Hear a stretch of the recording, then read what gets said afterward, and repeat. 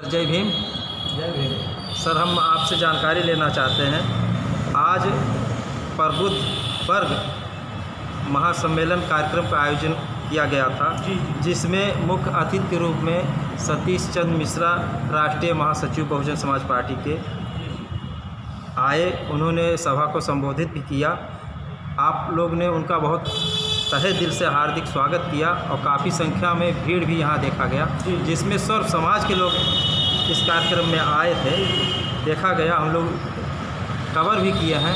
तो आप क्या कहना चाहते हैं अपने पार्टी के लिए और अपने यहाँ पर जनपद वासियों के लिए? आज 1000 से ऊपर केवल बस्ती सदर विधानसभा से हमारे बस्ती सदर विधानसभा के पदाधिकारी और कार्यकर्ताओं ने मिल करके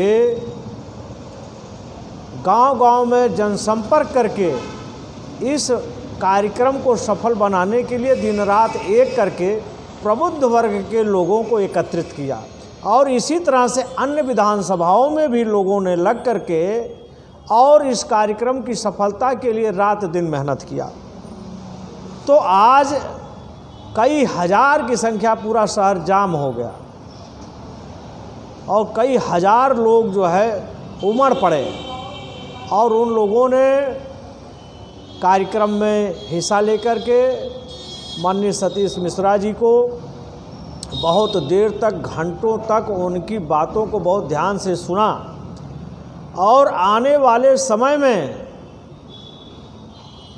पार्टी के कार्यकर्ताओं ने और साथ साथ प्रबुद्ध वर्ग के लोगों ने संकल्प लिया कि हम उत्तर प्रदेश की कुर्सी पर 5वीं बार सुश्री बहन कुमारी मायावती जी को पुनः आसीन कराएंगे और कानून का राज्य उत्तर प्रदेश में स्थापित करेंगे।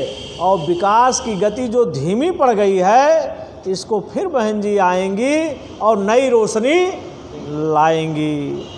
और मैं एक बात बताना चाहता हूँ, पिछले 25 वर्षों से मैं बहुजन समाज पार्टी की सेवा कर रहा हूँ।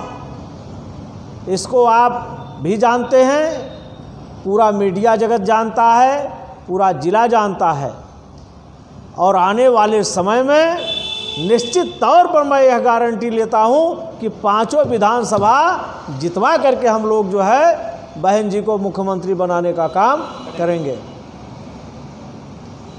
एक सवाल और मैं करना चाहता हूँ सर।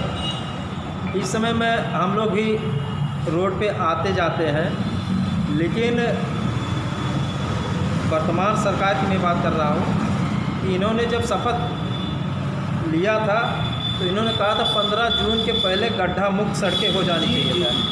लेकिन आज के डेट में मान लिया 1.5 साल से कोरोना काल चल रहा है, इसके पहले भी इनको काम करने का अवसर था 3 साल, एक बहाना उनको आ सकता है। लेकिन ये देखना पड़ रहा कि सड़क गड्ढे में है कि गड्ढा सड़क में है, ये दोनों देखना पड़ रहा सर। इस पर आप क्या कहेंगे? क्योंकि जो भी है, हम लोग भी काफ़ी दूर तक क्षेत्र में आते जाते हैं, लेकिन कहीं भी नहीं देख रहे हैं जो 5 साल के पहले जो भी सरकारें की थी, चाहे सपा हो चाहे बसपा हो, लेकिन इधर कहीं भी हमने लेपन का कार्य सुचारू रूप से नहीं देखा। कागज़ में हो सकता हुआ हो या कहीं भी थोड़ा बहुत हुआ हो, लेकिन बाकी नहीं हुआ है। तो इस पर आप क्या कहेंगे सर? देखिए, ये जो सड़कें हैं, सड़कें ये बराबर सरकारें बदलती रहती हैं, सरकारें आती रहती हैं, लेकिन जो ये अधिकारी वर्ग है, ये इसकी दिलचस्पी सड़क बनाने में कम है।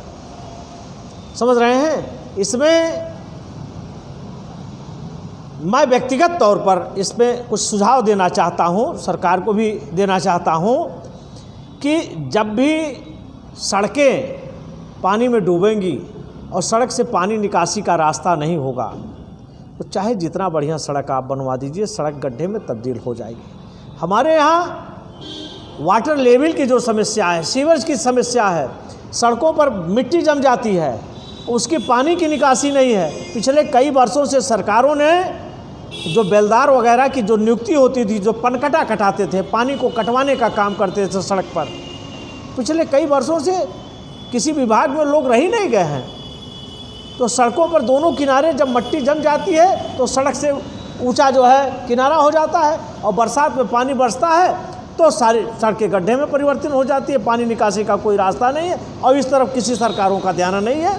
तो मैं ये कहना चाहता हूँ, आपके माध्यम से भी सरकार से कहना चाहता हूँ कि अगर इसी तरह से हज़ारों करोड़ नहीं, आप चाहे जितना पैसा लगा दीजिए, लेकिन उसका जो तकनीकी पहलू है उस पर नहीं ध्यान देंगे तो आप ये समझ लीजिए कि सड़कें आपकी सही नहीं हो सकती हैं। इसलिए आप परमानेंट नियुक्ति करिए, जो सड़क का देखभाल वो कर्मचारी कर सके। पिछले कई वर्षों से जो कर्मचारियों की भर्ती पर रोक लगी हुई है उसको तुरंत अविलंब भर्ती किया जाए।